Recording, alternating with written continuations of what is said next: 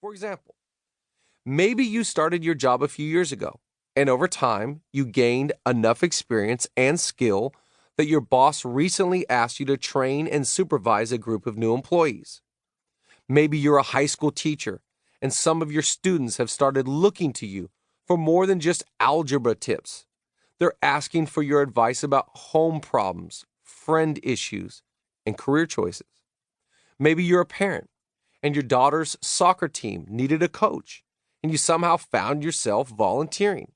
Maybe you started your own catering business a few years ago and have recently hired a few employees, and now the success of your business depends on whether you can lead other people to do the job far better than you could on your own.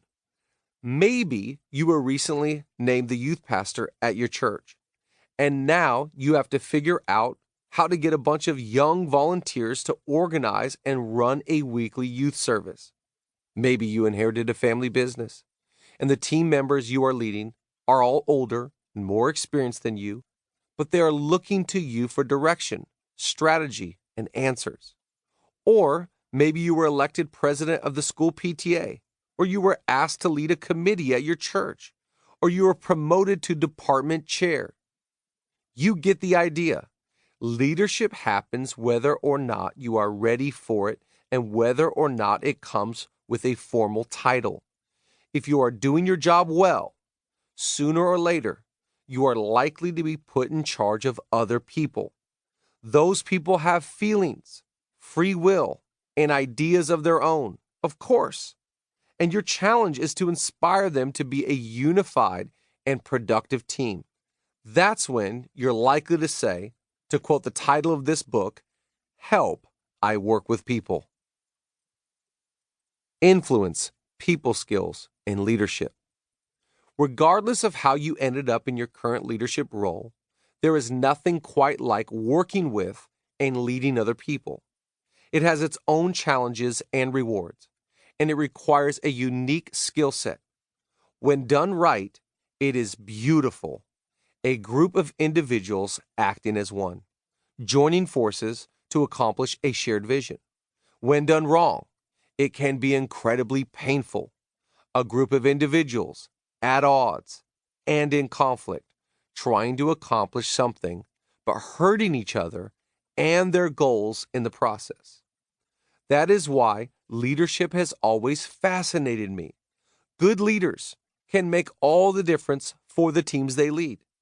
And what makes leaders good is that they know how to influence and work with people, because people are what make up teams. You can't separate leaders from people, and you can't separate leadership from influence. Leadership is influencing others to work together toward a common goal. Each part of that phrase is important.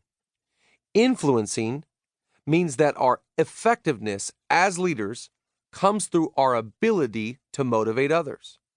Working together means multiple people each do their part.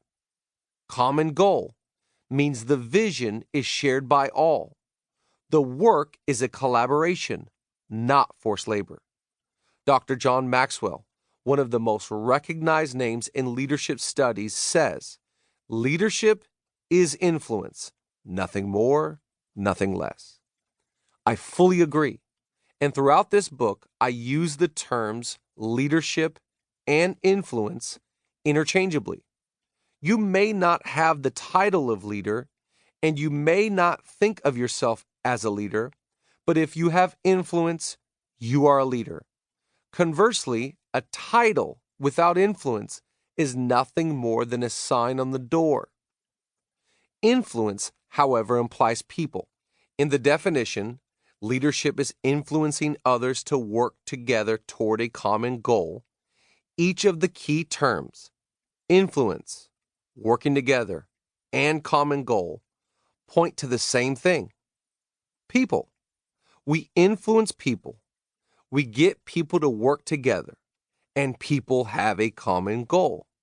Leadership, therefore, is much more relational than many of us realize. So while this is a book about leadership, it is also a book about people. Understanding people, serving people.